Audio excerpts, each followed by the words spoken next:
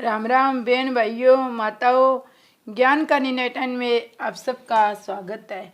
आज मैं आपको गोगा जी के इतिहास का 11वां भाग सुनाऊंगी। तो इसमें गुरु गोरखनाथ जी तिरिया राज्य के अंदर प्रवेश कर रहे हैं अपने गुरु मच्छिंद्र नाथ जी को छुड़ाने के लिए। तो वहाँ पे हनुमान जी आते हैं। तो हनुमान जी के लिए ऐसा बंदोबस्त करते हैं कि हनुमान जी तिरिया राज्य के अंदर ही न आ सके। तो गुरु गोरखनाथ जी हनुमान जी और श्री राम जी से मिलने के लिए भेंट करते हैं। हम इसके बारे में सुनेंगे। उसमें हनुमान जी का निवास स्थान सेतुबंध रामेश्वर में था। वह सदैव रामचंद्र जी की सेवा में लगे रहते थे। तिरिया राज्य में उनके आगमन का समय आधी रात बीत जाने के बाद था। जब गुरु गोरखनाथ द्वारा उपरोक्त अस्त्रों की व्यवस्था हो चुकी, उसके बाद हनुमान जी तिरिया राज्य की सीमा तक आ गए।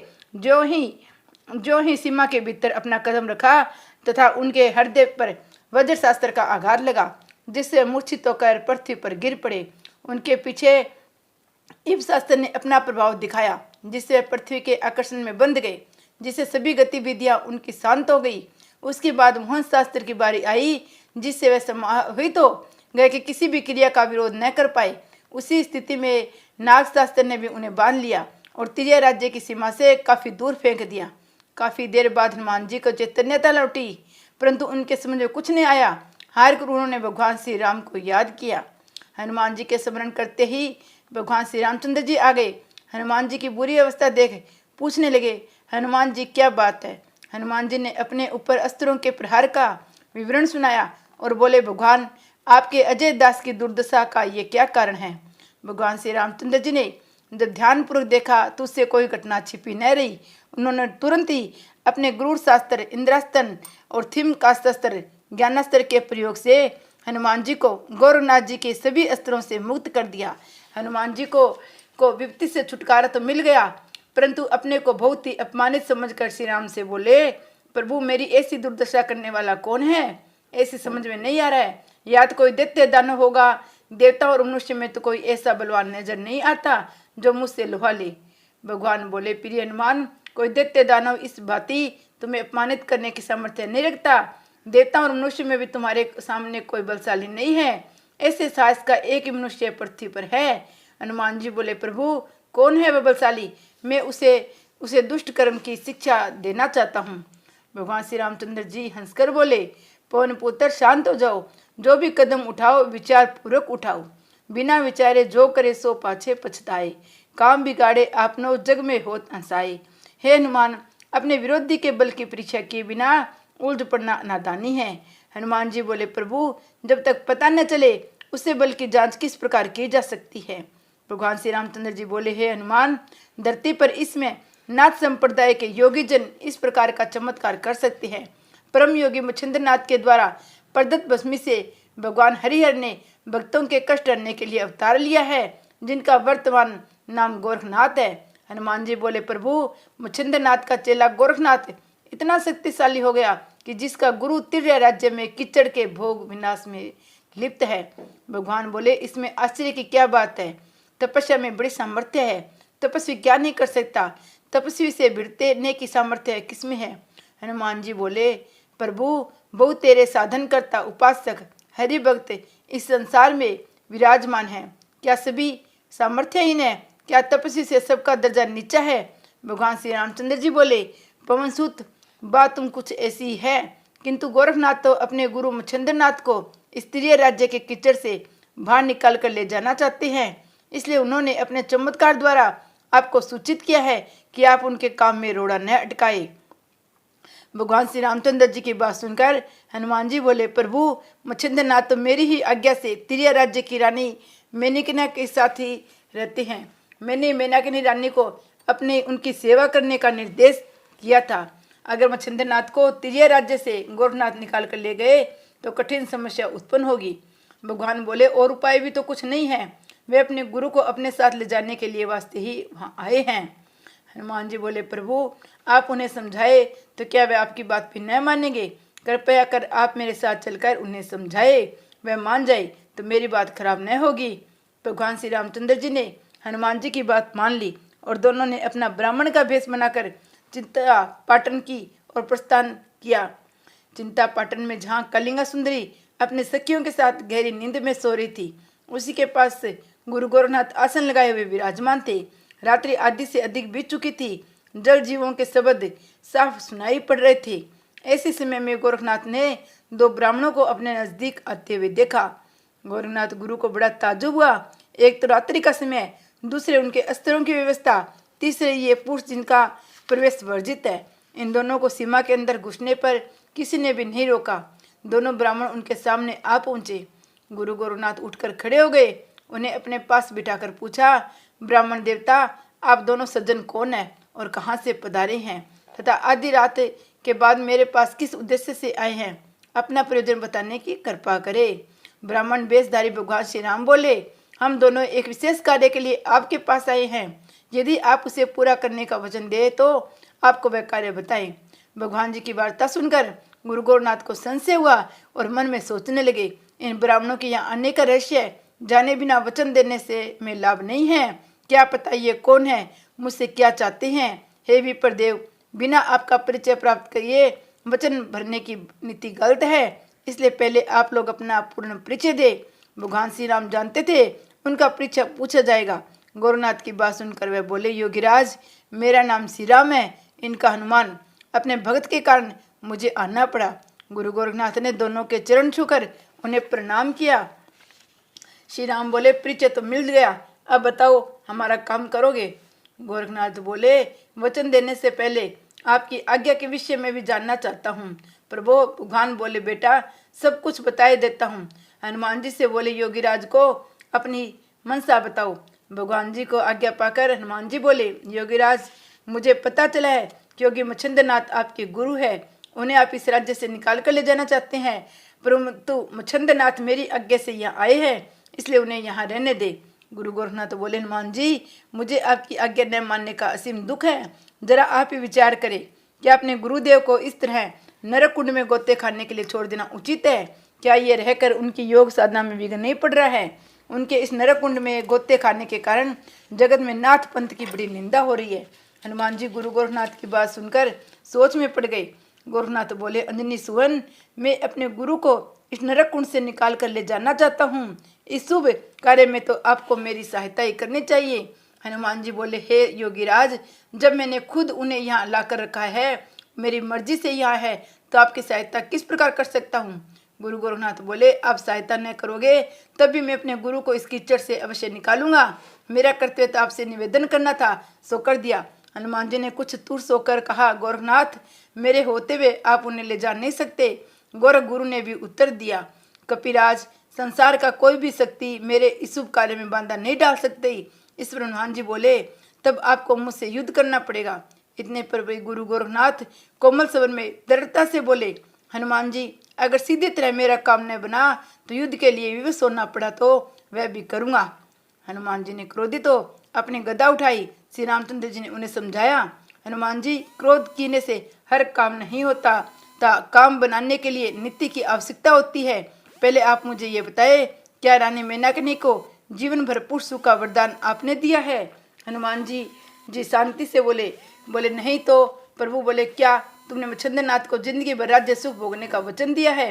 हनुमान जी बोले, नहीं तो। प्रभु श्री राम बोले, तब तुम्हारा क्रोध करना व्यर्थ है। मच्छिंद्रनाथ काफी समय से तुम्हारी आज्ञा का पालन कर रहे हैं, अब उन्हीं की इच्छा पर छोड़ दो, वे गोरखनाथ के साथ जाए या न जाए। अगर गोरखनाथ अपने कार्य में सफलता प्राप्त कर मच्छिंद्रनाथ को अपने साथ ले भी जाते हैं, तब भी तुम्हारे वचन का कोई गलत नहीं कर सकता। हनुमान जी ने नरम पड़कर बोले, क्या अब मेरा कुछ भी कर्तव्य शेष नहीं है? भगवान श्री रामचंद्र जी मुस्कुराकर बोले, शेष क्यों नहीं है? रानी मेनाकिनी और मच्छिंद्रनाथ को सूचना दे दो कि आपके त्रिया राज्य में गोरखनाथ आ पहुंचे हैं। अपने गुरु मच्छिंद्रनाथ को साथ ले जाने के लिए आप दोनों सचेत रहे। हनुमान जी ने भगवान के वचनों को शिरोधार्य किया और गुरु गोरखनाथ जी ने भगवान श्री राम का उपयुक्त नीति की सराहना की। श्री राम और हनुमान दोनों के चरणों को नमस्कार किया। भगवान श्री राम ने चलते को इशारा किया कि तुरंत ही हनुमान जी उठ खड़े हुए। गोरखनाथ जी ने उनके प्रति आदर भाव करते हुए खड़े हो उनके साथ साथ चलने लगे। तभी भगवान श्री रामचंद्र जी महाराज अंतर ध्यान हो गए। हनुमान जी त्रिया राज्य की रानी मेनाकिनी के भवन में जा पहुंचे। उसी समय रात्रि काफी बीत चुकी थी।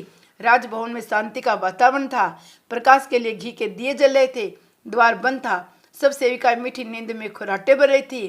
तब हनुमान जी ने रानी के पलंग के पास पहुंचे। वह प्रगाढ़ निंद्रा में वसीभूत हो अपने पलंग पर सो रही थी। हनुमान जी ने उसे कई प्रकार से जगाने का उपाय किया, परंतु उसकी निंद्रा भंग न हुई। हार कर उन्होंने रानी को झकझोर कर जगाया। अपने सामने हनुमान जी को देख वह एकदम हड़बड़ा गई। उसने उठकर तुरंत ही हनुमान जी को आसन दिया और उनके समक्ष हाथ जोड़कर बोले, प्रभु, इस बेवक्त पधारने का कष्ट आपने क्यों किया? हनुमान जी बोले, रानी, जिसका भगत संकट में हो उसे कैसे चैन पड़ सकता है? हनुमान जी की बात सुनकर रानी मेनाकिनी एकदम घबराई, हाथ जोड़कर बोली, मुझ पर कौन सा संकट आने वाला है प्रभु? हनुमान जी बोले, रानी, यह कोई खास संकट नहीं है, फिर भी मानसिक दुख बड़ा भारी है।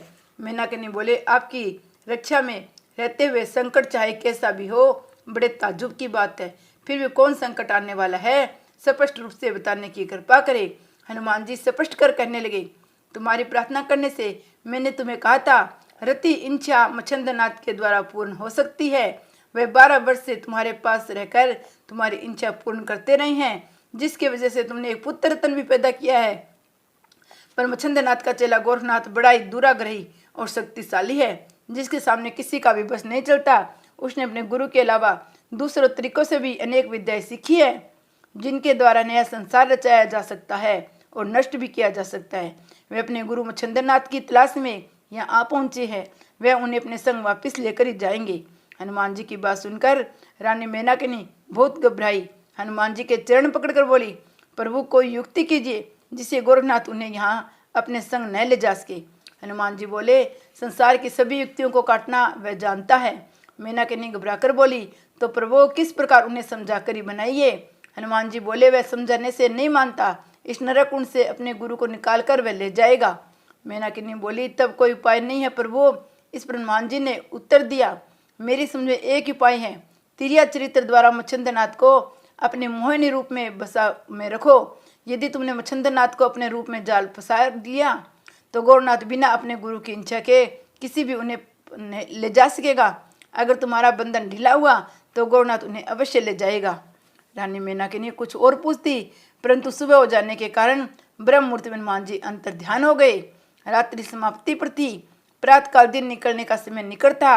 कलिंगा सुंदरी व उसकी सभी सहेलियों की निंद्रा भंग हो गई। उन्होंने उठकर देखा, गुरु गोरखनाथ पद्म आसन लगाए अपने आसन पर विराजमान है।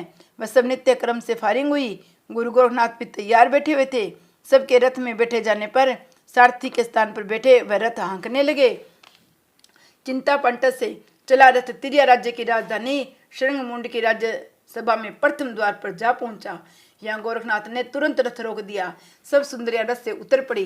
तभी कालिंगा सुंदरी ने गोरखनाथ से कहा तभी संत जी, आपको तुरंत स्त्री रूप बना लेना चाहिए, अन्यथा आपको साथ हम सब भी संकट में फंस जाएंगे। इतना सुनते ही गुरु गोरखनाथ ने योग माया द्वारा अपने चोले की नारी को रूप में बदल डाला। उनका स्त्री रूप निहार कर कालिंगा सुंदरी अपने सखियों सहित विस्मित हो गोरखनाथ से बोली, बाबा जी, आपने तो सुंदरता को मात दे दी, और की तो बात ही क्या है। शायद तो स्त्रिया राज्य में कोई भी सुंदरी आपके मुकाबले में सुंदर नहीं निकले। कालिंगा सुंदरी की वार्ता सुनकर गुरु गोरखनाथ मुस्कुरा दिए।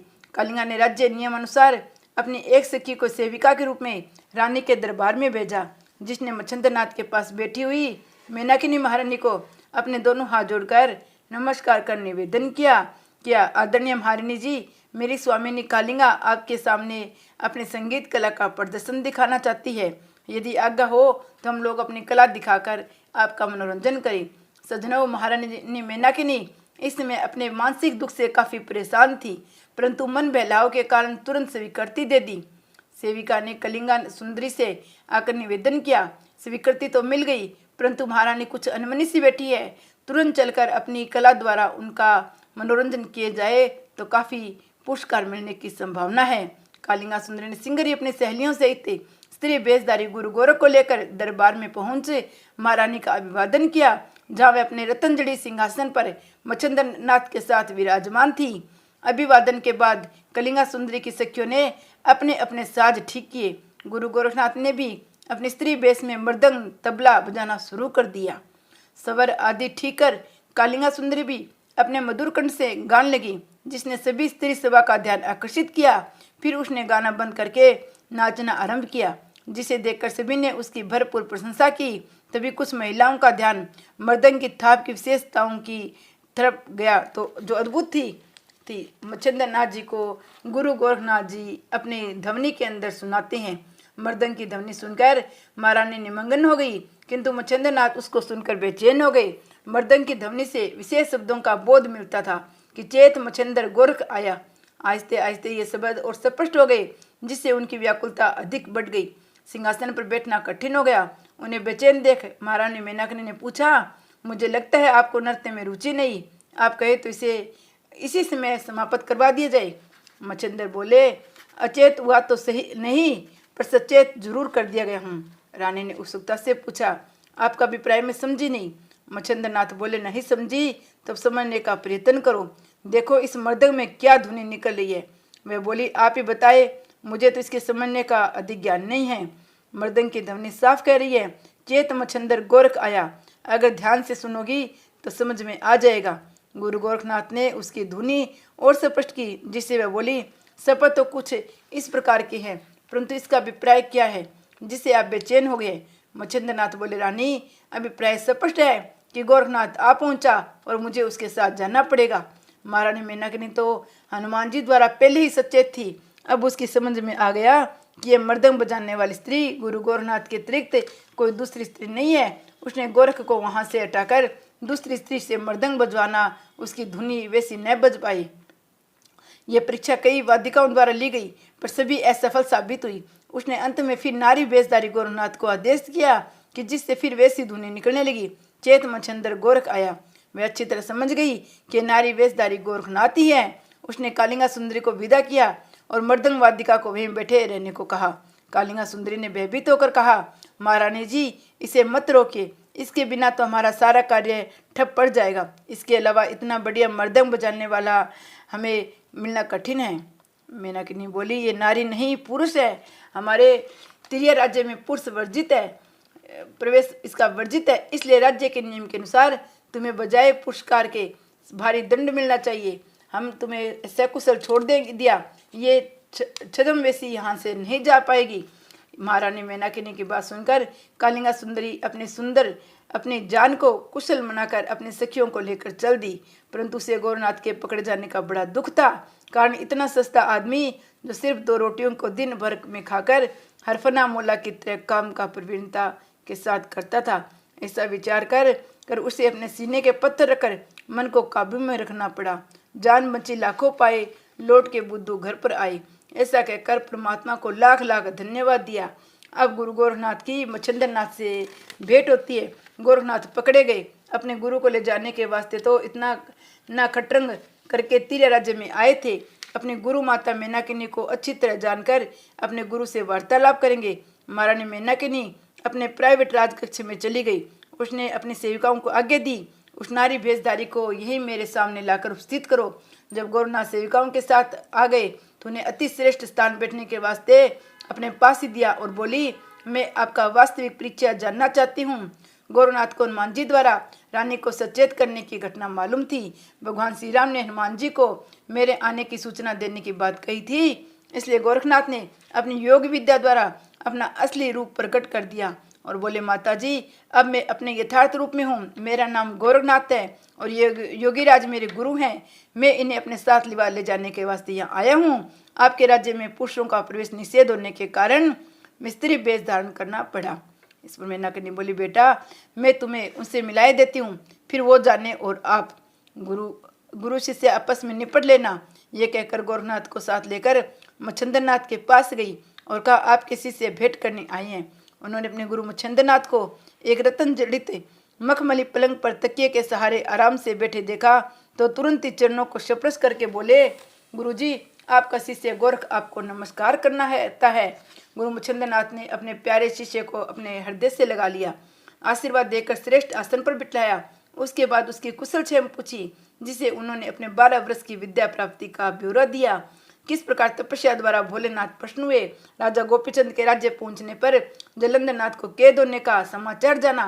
कानिफानाथ से भेंट करने पर आपके तिरिया राज्य में होने का समाचार सुना। हनुमान जी व रामचंद्र जी से भेंटकर वार्ता आदि सभी वृत्तांत सुनाकर जिस प्रकार कालिंगा सुंदरी द्वारा तिरिया राज्य में आया वो सुना दिया। मच्छिंद्रनाथ ने अपने शिष्य गोरख की प्रशंसा की। अपने गुरु से अपनी प्रशंसा सुनकर गोरखनाथ विनीत स्वर में बोले, गुरुदेव देव, ये जो कुछ भी मुझे विद्या प्राप्ति हुई है आपके आशीर्वाद से हुई है। शिव, आपकी आशीर्वाद का ही फल है। आपने मुझे योग्य बनाया है, कहीं भी मुझे असफलता का मुंह नहीं देखना पड़ा। सज्जनों, मच्छिंद्रनाथ चुपचाप अपने चेले की बात सुनते रहे। गुरु की चुप्पी साधे देकर गोरखनाथ बोले, गुरुजी, आप तो खुद उर्वरता सिद्धि योगी है। आपको स्त्रिया राज्य की सुंदरी रानी का भोग विलास के लिप्त देकर हमारे नाथ पंथ की मर्यादा भंग होने का कारण विश्व के अनेक तरह की चर्चा होती है। हमारे पंथ को कलंक लगा रखा है। गोरखनाथ की बात सुनकर गुरु मच्छिंद्रनाथ कुछ लज्जा सी दर्शाते हुए बोले, बेटा गोरखनाथ, तुम्हारा कहना मिथ्या नहीं है, परंतु मैं व्यवस्था वंशी यहाँ पे ठहरा हूँ। गोरखनाथ बोले, गुरुदेव, वह कौन सी व्यवस्था है, बताने की कृपा करें। मच्छिंद्रनाथ बोले, गोरख, मैं तुम्हें बद्रीनाथ जाने का आदेश देकर स्वयं भी तीर्थ यात्रा के वास्ते चल पड़ा था। सेतुबंध रामेश्वर में हनुमान जी से भेंट हुई। उन्होंने मुझे यहाँ आने के लिए विवश किया। उन्हीं की आज्ञा अनुसार मुझे यहाँ रहते 12 वर्ष समाप्त हो गए। गुरु मच्छिंद्रनाथ के समाप्त होते ही कहते गुरुनाथ बोले, तो अब यहाँ से मेरे साथ चलने की कृपा कीजिए गुरु महाराज। हनुमान जी की आज्ञा का पालन और आपके लिए वचनों का पालन भली प्रकार पूरा हो चुका है। आपकी प्रतिज्ञा भंग होने का व्यय उपस्थित नहीं हो सकता। मच्छिंद्रनाथ बोले, तब मुझे कल इनकार है। कब इनकार है बेटा? तुम अपने माता मेनाकिनी को राजी करने का प्रयत्न करो। उनके राजी होते ही मुझे तुम्हारे संग चलने का तनिक सा भी बांधा नहीं है। गोरखनाथ सोचने लगे, गुरु महाराज स्त्रिया राज्य से निकलना तो चाहते हैं, मगर उन्होंने रानी को राजी करने का भार मेरे कंधों पर डाल दिया है। उधर रानी मेनाकिनी सोचने लगी, गोरखनाथ अपने गुरु को ले जाने की सफलता प्राप्त कर सकता है, क्यों न इसे भी सुंदर स्त्रियों के जाल में फंसा दूं। अगर ये तिरिया जाल में फंस गया तो अपने गुरु को अपने साथ ले जाने की इसकी बीमारी की जड़ से कट जाएगी। इस प्रकार अपने मन में विचार कर अपनी सहेलियों में जो सर्वांग सुंदरियां थी, गोरखनाथ को अपने काबू में करने का आदेश दिया। रानी मेनाकिनी की आज्ञा पाकर कुछ सर्वश्रेष्ठ सुंदरियां गोरखनाथ के समीप पहुंची और हाव भाव दिखाकर उनकी सेवा में तत्पर रहना चाहिए। गोरख अपने आप को समीप आए देखकर बोले, मैं स्त्रियों से अपना कार्य कोई नहीं करवाता। परंतु वह ठीठ सुंदरियां बोली, यहाँ स्त्रियों के सिवा पुरुष है ही नहीं, और कौन सेवा कार्य करेगा। गोरखनाथ बोले, मुझे अपने कार्य क्रियाकलापों के लिए किसी की भी जरूरत नहीं है, मैं अपना कार्य आप ही कर लेता हूँ। उन सुंदरियों ने गोरखनाथ को रिझाने का अनेक प्रपंच रचे, यहाँ तक कि अर्धनगन अवस्था तक में हो गई और उसी अवस्था में नाचती गाती रही। परंतु गुरु गोरखनाथ ने उधर की आंख उठाकर भी नहीं देखा। अंत में हार जकमार कर रानी मेनाकिनी के पास जाकर बोली, महारानी जी, गोरखनाथ को बस में लाना असंभव है। हम सब उनके सामने अपनी जादूगरी में फेल हो गई है। उसने तो हमारी और मुंह उठाकर भी नहीं देखा।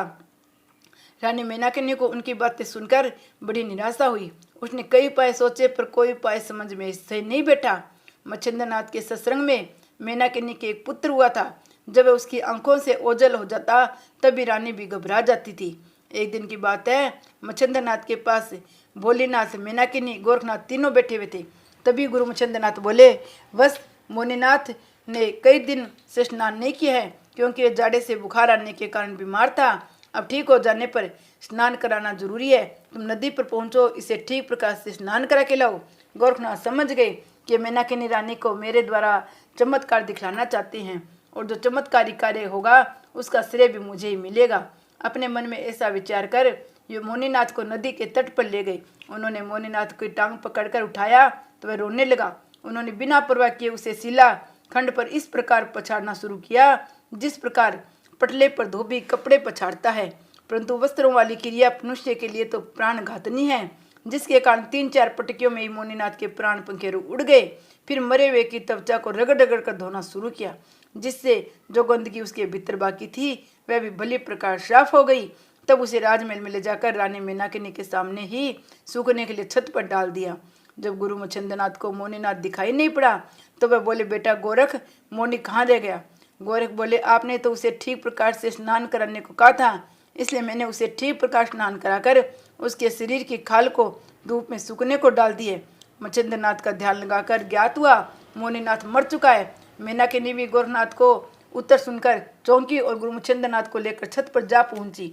जो गोरखनाथ ने कहा था वही नजारा अपनी आंखों से देखा कि मोनी मर गया है। छत पर उसकी खाल सूख रही है। अपने बेटे की दुर्दशा देखकर मेनाकिनी रोते रोते बेहोश हो गई। जब रानी की मूर्छा दूर हुई तब मच्छिंद्र नाथ कह रहे थे, अरे निर्दयी, तूने तो इस अबोध बालक को मार ही डाला। इसने तेरा क्या बिगाड़ा था? तूने तो इसके प्राण ही हर लिए। मीनाकिनी बोली, प्राण तो ही नहीं हर लिए, अंजर पंजर भी नष्ट कर डाले, अस्थि आदि कुछ भी नहीं बचा। गोरखनाथ बोले, गुरुजी, आपका ये तो आदेश था कि ठीक प्रकार से स्नान कराना। आपके आदेशानुसार काम करने में मेरी क्या खता है? मच्छिंद्र नाथ क्रोध प्रदर्शित करते बोले, अरे मूर्ख, स्नान का अर्थ मार डालना कौन सी पोथी में लिखा है? रानी मेनका रोते हुए बोली, आप तो कहते हैं गोरखनाथ सतगुणी बड़ा विद्वान है, इसे आपके चेले ने स्त्रु भाव से मुनि को मार डाला। गोरखनाथ बड़ी नम्रता के साथ बोले, हे माता, न कोई किसी को मारता है, न किसी के मारने से कोई मरता है, इसलिए सो करना वर्ता है। मच्छिंद्र नाथ बोले, हत्यारे, अब उपदेश बधारता है, हत्या करके ज्ञानी बनने का ढोंग दिखाता है। गोरखनाथ बोले, गुरुदेव, आप तो परम ज्ञानी महायोगी है, ये आत्मा अमर है, ऐसा आपने ही पढ़ाया है। संसार नाशवान है, इसमें जन्म लेने वाले सभी प्राणी एक दिन अवश्य मरेंगे, इसलिए मरने का शोक नहीं करना चाहिए। गुरु मच्छिंद्र नाथ बोले, क्या ये उपदेश किसी अबोध बालक की हत्या कर डालने के वास्ते किया था? तू ही बता, मुनिनाथ के बिना हमारी जिंदगी में रह क्या गया? मेनका रानी भी रोती हुई बोली, अब मैं कैसे जीवित रहूंगी? गुरु गोरखनाथ बोले, माता जी, अब क्या किया जा सकता है? जिसकी आ गई थी वह मर गया, मुझे तो दंड देना था, चाहे दे दो। मच्छिंद्र बोले, बेटा गोरख, तू अपनी विद्या शक्ति से मुनिनाथ को जीवित कर दो, मेरी आज्ञा मानकर तुरंत मुनिनाथ को जीवन दान दो। गुरु मच्छिंद्र नाथ की आज्ञा पा गोरख ने संजीवनी मंत्र से भस्मी को अभिमंत्रित किया और मुनिनाथ के खाल पर छिड़क दिया। फिर क्या था, 108 मुनिनाथ तुरंत उत्पन्न हो गए। सबका कद रंग रूप मुनि के सम्मानित था। मेनका रानी एक साथ इतने मुनिनाथ खड़े देखकर बड़ी विस्मित हुई। उसके समझ में नहीं आ रहा था कि इसमें सब में मुनिनाथ कौन सा है। गोरखनाथ बोले, माता जी, ये इतने मोनेनाथ आपके सामने हैं, आप अपना मोनेनाथ इनमें से छांट लो, अगर सब लेना चाहो तो सब ले लो। मेनका रानी बोली, गोरख, तुम बड़े मायावी हो, अपनी माया समेट लो, मुझे ज़्यादा दुखी मत करो। गोरख बोले, जब आप पहचान भी नहीं सकती थी तो आपको अपना मोनी कहने का क्या अधिकार है? भला दुनिया में कोई ऐसा है भी है जो अपनी चीज़ को पहचान न पाए? मेनका गंभीर होकर बोली, सत्य बेटा गोरख, ये मोह माया ये चीज़ है, तोड़े से भी नहीं टूटती। गोरख बोले, तो इसमें क्या कर सकता हूँ? मेनका बोली, तुम सब लायक चमत्कारी योगी ही गोरख, मुझे मेरा मुनिनाथ लौटा दो। सज्जनों, गोरख ने अपनी माया समेट ली और असली मुनिनाथ मेनका को मिला गया। इस अपूर्व घटना से वह अति प्रसन्न हुई और गोरख को सम्मान की दृष्टि से देखने लगी। गोरख बोले, इतनी कृपा करो, मैं अपने गुरु को अपने साथ ले जाऊं। अब यहाँ से जाना ही उचित है, क्योंकि उनके यहाँ रहने से धर्म प्रचार में विघ्न पड़ते हैं। मेनका रानी खूब समझ गई कि गोरखनाथ अपने गुरु को ले जाने के बिना नहीं मानेगा। ऐसे सिद्ध योगी के कार्य में बांधा डालना भी अनुचित है। अतः उसने कहा, पुत्र, तुम उन्हें साथ ले जाओ, ले जाए बिना नहीं मानोगे, परंतु 1 वर्ष आप यहाँ रुको, तब मैं अपनी खुशी से तुम्हारे गुरु के तुम्हारे साथ भेज दूंगी। गोरखनाथ जी बोले, माता जी, 1 वर्ष का समय बहुत अधिक है, हमारी बहुत सी योजनाएं बिगड़ जाएगी, परंतु आपको भी नाराज नहीं करना है, इसलिए 6 महीने तक यहाँ ठहरे रहेंगे। गोरख की बात सुनकर मेनका संतुष्ट होकर अपने कमरे में चली गई। तब गुरु शिष्य को एकांत में बातें होने लगी। गुरु मच्छिंद्र नाथ बोले, गोरख, मेनका का मोह भंग करने का इसमें बढ़िया उपाय नहीं था, अब हमारे यहाँ से चलने का कोई विघ्न बाधा नहीं आएगी। गोरखनाथ जी बोले, गुरुदेव, आपने मुनिनाथ को मेरे साथ घाट पर क्यों भेजा था? फिर उसके मर जाने पर इतना शोक क्यों किया? गुरु मच्छिंद्र नाथ बोले, तुमने जो कुछ किया मेरी इच्छानुसार किया, इससे प्रशंसा के पात्र हो। श्री गुरु गोरखनाथ जी की जय। जय गुरु मच्छिंद्र नाथ की जय। जय गोगा पीर की जय।